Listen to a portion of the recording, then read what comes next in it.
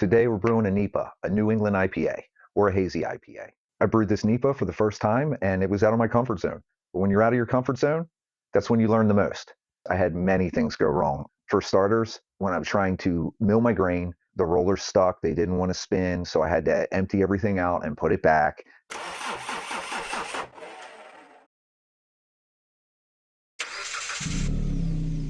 This NEIPA is the largest grain bill that I've ever tried to brew. It was massive. It's over 30 pounds of grain. Trying to do that all at once, and I got a little over my head.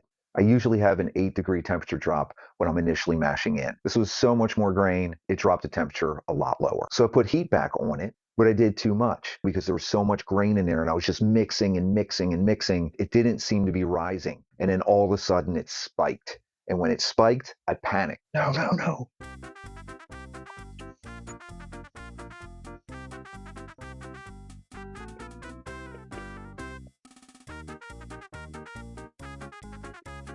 I rushed, grabbed the garden hose, and just added cold groundwater to it to quickly get that temperature back down. I have great Portland water here, and it wasn't that much water, so it didn't have any effect perceivable that I would know. I don't think it's a big deal. Of course, with this huge grain bill and so much flaked oat and so much flaked wheat, I was really concerned about stuck sparges. So I did add 4 pounds of rice hulls to help with that. Still, I had problems. Yeah, that's a stuck sparge. It's okay. I'm not worried about it. Just got to get all that out of there.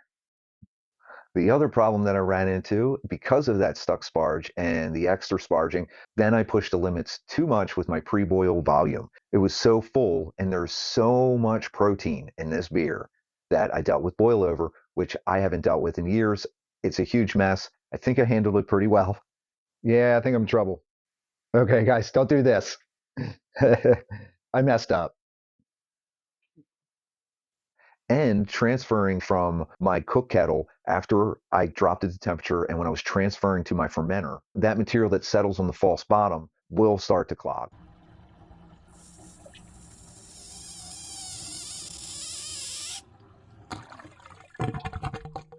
One of the great things about brewing beer is it can be very forgiving. Brew days can be full of mishaps, but you can work through it. It was really nice to get out of my comfort zone. Hey, if you're new to brewing, that's out of your comfort zone. Just jump in and do it. You're going to work through it. You're going to figure out your processes.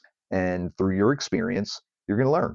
I'm going to take you through the whole process, the whole brew day, and touch on some of these points more at those appropriate stages through the brew day. All right, let's go pour a glass.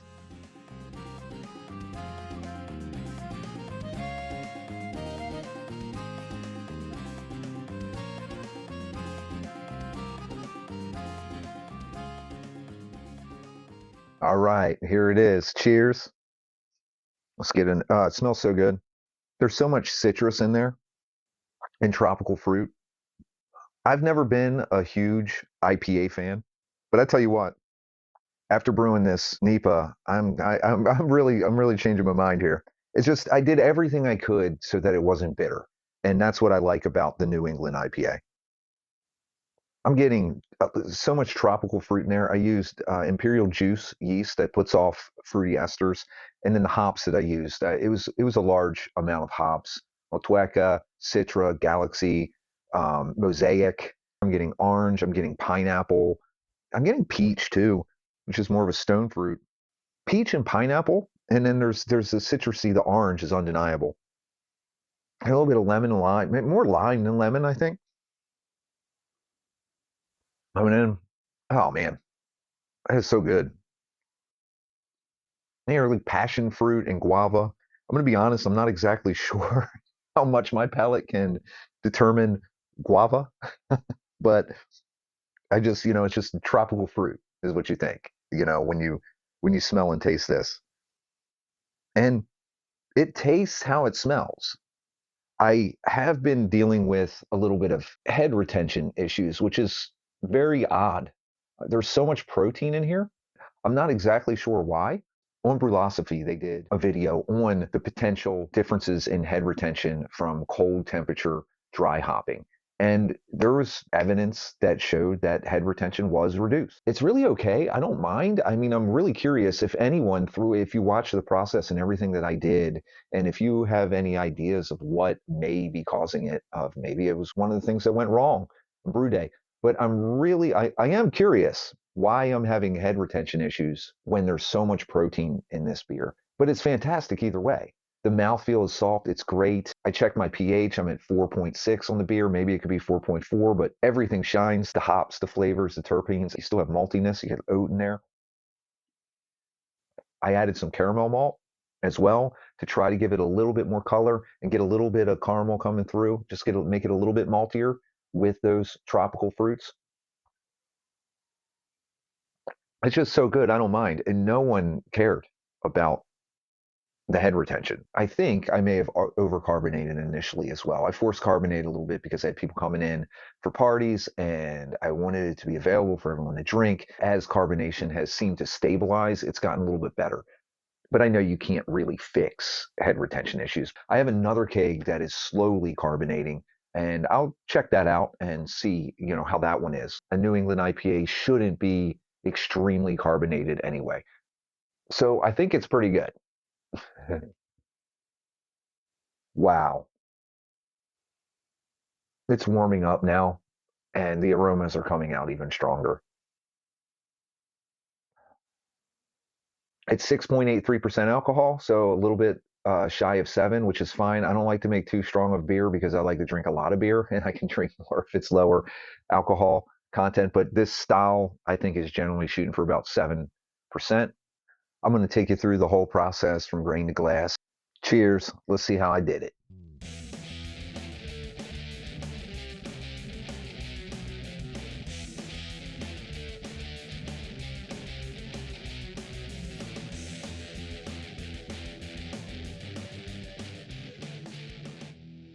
All right, I'm ready to mash in. I'm only going with 10 gallons this time of water because I have so much material. The grain bill is so large, I'm worried I won't have enough room. I like to do as large of a volume as possible for my mashes.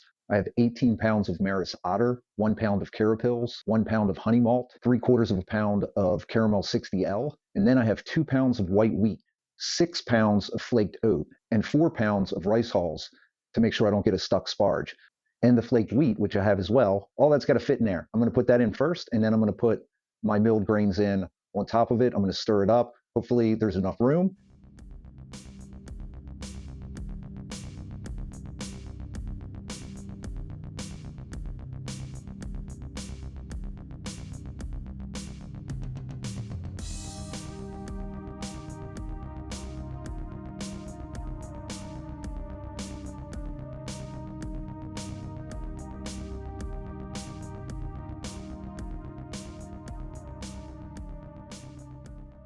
It all fit, but oh boy, this is going to require some mixing. This is where I think a paint mixer would come in handy.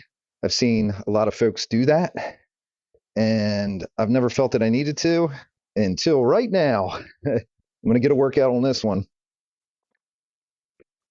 It's filling this entire 15-gallon volume. This is about the limit, this cooking vessel. I am a little concerned about sparging and getting a stuck sparge.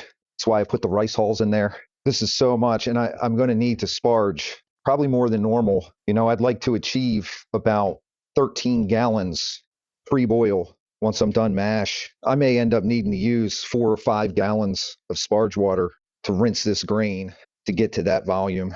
I'm going to really work this too to prevent dough balls as much as possible. I suspected about a 9-degree Fahrenheit temperature drop, so I had it at 164 degrees Fahrenheit when I added all this grain. I calculated that wrong because I'm well below 150 degrees. So I'm going to get some heat on this quick and get it up to temperature. I'd like to get it to 155 degrees. Our water here in Portland is extremely soft. There's little to no mineral content in it, which is great. It gives you a nice clean slate to start with. I added some gypsum and I added some liquid calcium chloride. I just want to make sure I keep my chloride to sulfate ratio appropriate for this type of beer. I want it soft, rounded, smooth. I don't want it bitter. So I added 2 grams of gypsum to get it to approximately, it's right around 30 parts per million. You could do more than that, but I don't want a lot of mineral content. I just want something in there. And I added 14 milliliters of the liquid calcium chloride, which got me up to about 80 parts per million of chloride, approaching 3-to-1 chloride to sulfate ratio. I added 2 milliliters of lactic acid to get the pH down. I was at about 5.7 to 5.8 on the pH. The grain should have lowered it some, but flaked oats can actually have the opposite effect. And I've got 6 pounds of flaked oats in here. So I'm going to check it. I'll let that go for 30 minutes. So mashing is complete. I took a sample during the mash to check my pH. It was at 5.6. I was thinking of shooting more for 5.4. I did add 1 milliliter lactic acid, but that 1 milliliter did nothing. I took another sample just to check, and it's still right at 5.6. That's fine. Then I mashed for another 30 minutes anyway, just to make sure the conversion was complete. This sample, it tastes sweet. Oh, that tastes really good. It's silky smooth. It almost has like a grape nuts flavor to its cereal. It's almost has almost like a milkshake kind of quality to it. It's very sweet, so it worked. I did not do my calculations correctly on the temperature drop from adding the grain into the water. I had my water at 163 degrees Fahrenheit. I was expecting a 9-degree drop, but that's what happens when you just shoot from the hip, and that was a mistake. It dropped down to 144 degrees Fahrenheit, which I immediately was concerned because I don't want it converting at that temperature. I didn't want it to be watery or thin or too high of an alcohol content. So I put heat back on it, but it was so thick and so hard to mix because it's so much grain in there. I wish I had a paint mixer now. If I ever do this again, I certainly will, because I just tore my hands up just constantly stirring. And then through the process, I overshot and I heated up too much. I checked it and it spiked to almost 168 degrees Fahrenheit. So I panicked. I haven't panicked in a long time brewing beer. I quickly got my garden hose and I added about a gallon of cold groundwater straight to it and dropped that temperature back down because I was so concerned about denaturing the enzymes. That amount of water, about a gallon, there's a little bit of chlorine in there. I'm not concerned about that. I'm fortunate with Portland Bull Run Reservoir water. I didn't worry about any water adjustments to it. It's pretty close to just adding distilled water back to it. Did what I had to do, got the temperature down 154 degrees Fahrenheit, and I let it go then for 30 minutes. I'm going to start the mash out process. So I'm going to increase the temperature. I'm going to get it up to about 165 to 170 degrees just to completely end the whole process. And then I can sparge. All right, this is draining out. Everything's going well. I've got my sparge water ready. It's at 165 degrees Fahrenheit with a pH of 5.6. So it's the same. Sipping on a little English brown ale. My last batch that I brewed up. It's delicious. There's absolutely no way I'm going to sparge this without punching some holes, mixing up a little bit. There's just so much grain in here, even with the rice hulls. I'm not worried about it. I'm going to do whatever it takes to thoroughly rinse this grain as much as I can and get up to the pre-boil volume that I need. 13 gallons would be nice. I also don't have a pump and nice sparge equipment, so I'm just pouring water on top of the bed.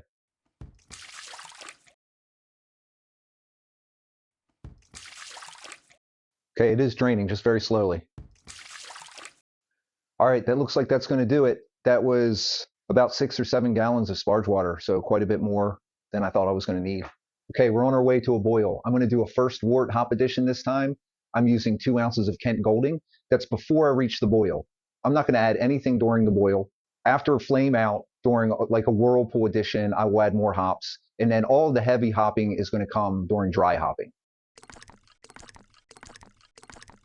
I am also cleaning out all of my hops for the year. Kent Golding might seem like not your typical choice for a New England IPA, but it does have some hints of honey to it, a little bit of mild spice. I don't expect to get much out of that adding it so early. I just want to round out the bitterness. So I'm using up the hops that I have. Okay, we're almost coming to a boil. Oh, look at that. I'm a little worried of boiling over, especially how much protein in this wort. Yeah, this looks like trouble. I'm going to get something right now ready to clean up.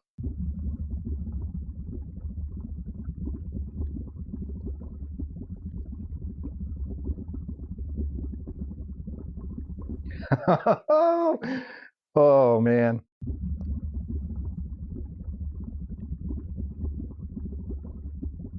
Well, that wasn't too bad. Had it way worse. All right, I've got a great rolling boil going there. There's easily 14 gallons in there. I really pushed the limits. I'm going to do a 90-minute boil. I can boil off 2 gallons of water, and that would be great to send 12 gallons to the fermenter. I know during dry hopping, I'm going to be putting so much hops in there, it's going to absorb some of that as well. I just want to make sure that I get a full 11 gallons in the end. So looks like I'm on track. All right, that's it. Flame out. The boil's over. So now I'm going to cool this down. As soon as it gets to 170 degrees, I'm going to add my Whirlpool hops. I'm using a hop bag, even though I have a false bottom in this kettle, just because all that material will settle out on the false bottom and it can kind of clog it when I'm trying to drain to my fermenter. It's been a problem in the past. I'm going to use the bag so that I don't have that issue. In goes the chiller.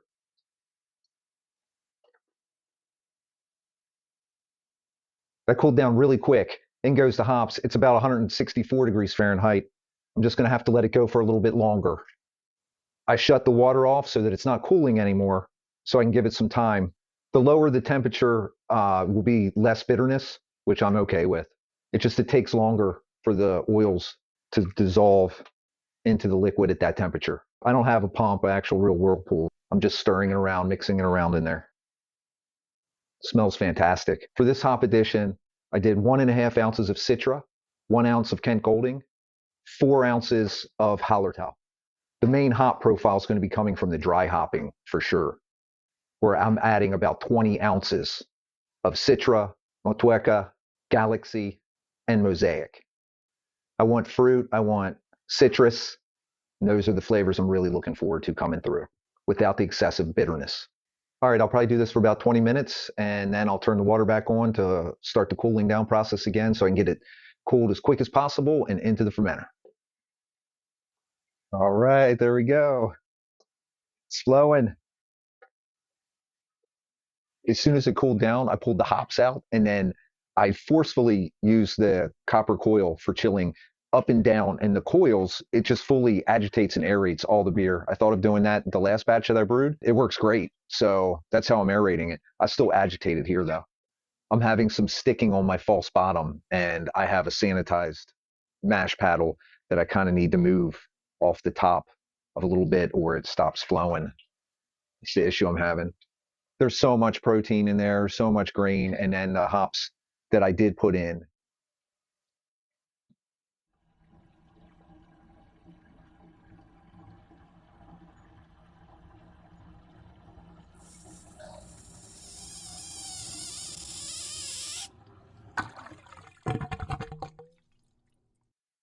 Oh, it's flowing good now.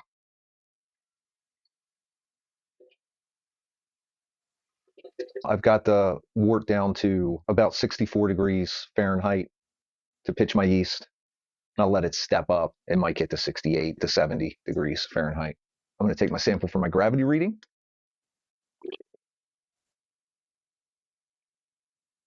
I'll sit it off to the side and take my reading later.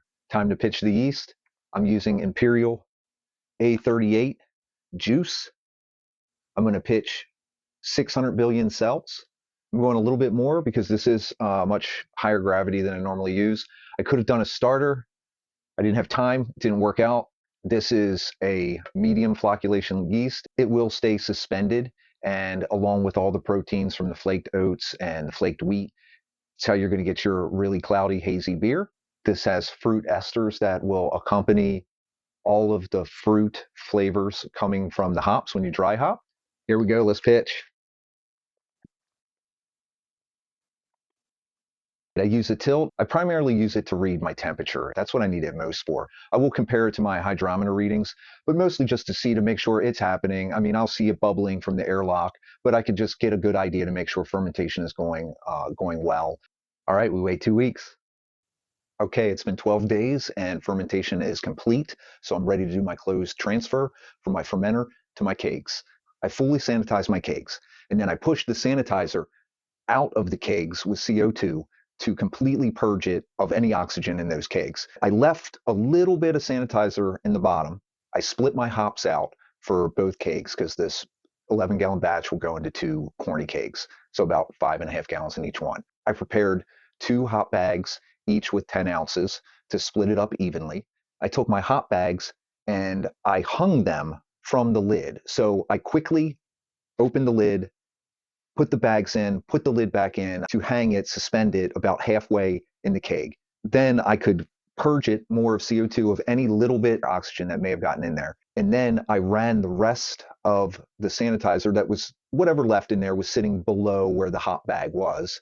So to purge the rest of that out, any oxygen in the hop bag around the hops and just push the rest all through. And then I purged the top and I used a lot of CO2. I don't want to oxidize it. I don't want hop degradation. It's a big reason why I'm doing it in the keg after the ferment. There was no real way that I could ensure no oxygen got in when I would dry hop. And then I'm just going to dry hop it for like 2 days. Then I'm transferring it into another keg to get the hops out of there. So I don't have any hop burn, hop creep. I don't want grassy flavors to it at all. I just want the fruity flavors to come through for this type of beer. Anything longer, you'll start to bring some of the more of the bittering notes in, some of the other polyphenols that are not desirable for this style. I just want those terpenes. I just want those oils, and they extract into the beer quickly. That's all I want. I just want that flavor and aroma.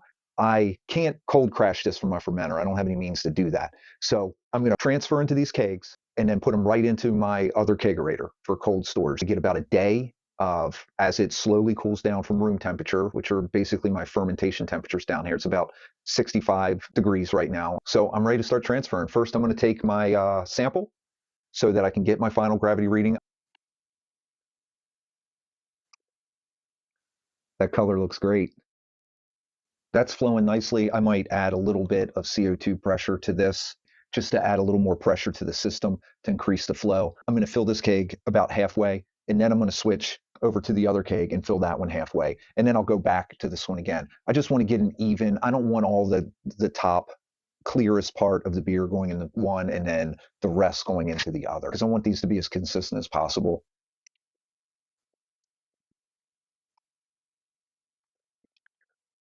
All right, that's flowing really nicely now. So it's filling up.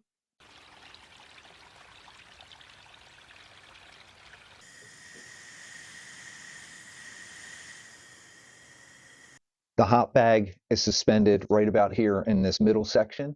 It's filling up from the bottom. It will slowly absorb. The stainless steel spoon that I used, I just kept the spoon in there for a little bit of weight. It's suspended and weighted, so hopefully it doesn't float up. But I want them in the bag because I don't want any kind of hot material in the beer either. The beer will fill, then I will put it in the refrigerator. It'll get the full range of temperature to extract those oils, those terpenes from the hops, and that's all I want.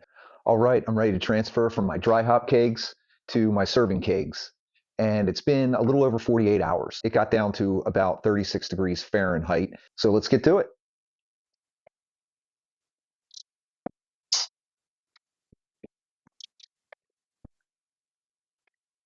That is draining.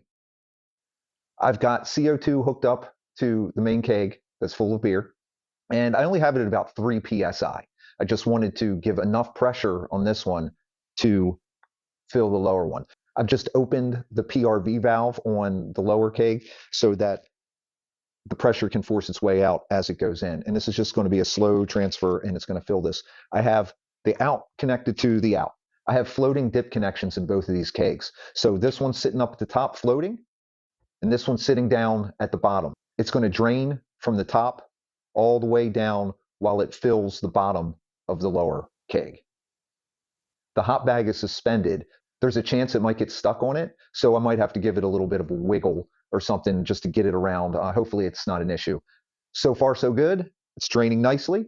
I have 2 of these to fill. After this one, I will do the other one, and then they both will go under CO2 pressure right back into cold storage. They're already cold. It should take a few days, maybe a week to get it carbonated. We'll see how patient I am to try it out. I hope all of this is helpful to you to try it out yourself, and I'm really excited to drink this beer.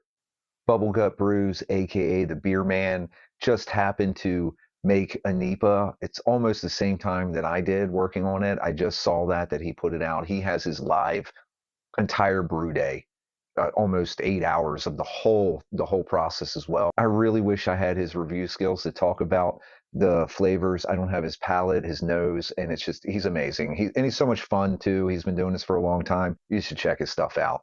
He's great. While editing this video, I noticed that some sun was shining and I got a lucky Sunday with the sun shining in the wintertime. So if you made it this far in the video, I figured you get the opportunity to see it outside. And also, if you made it this far, I assume you liked the video. I hope so. Please hit that thumbs up to let me know that you liked the video, and also to let YouTube know that you liked the video so that they will put it out there for others to see. Please let me know in the comments what you think. I appreciate everyone out there watching. If you enjoy the content, I'll keep creating it. I love brewing beer, and I hope you do too. If you're not doing it yet, get in there and let's do it. Cheers.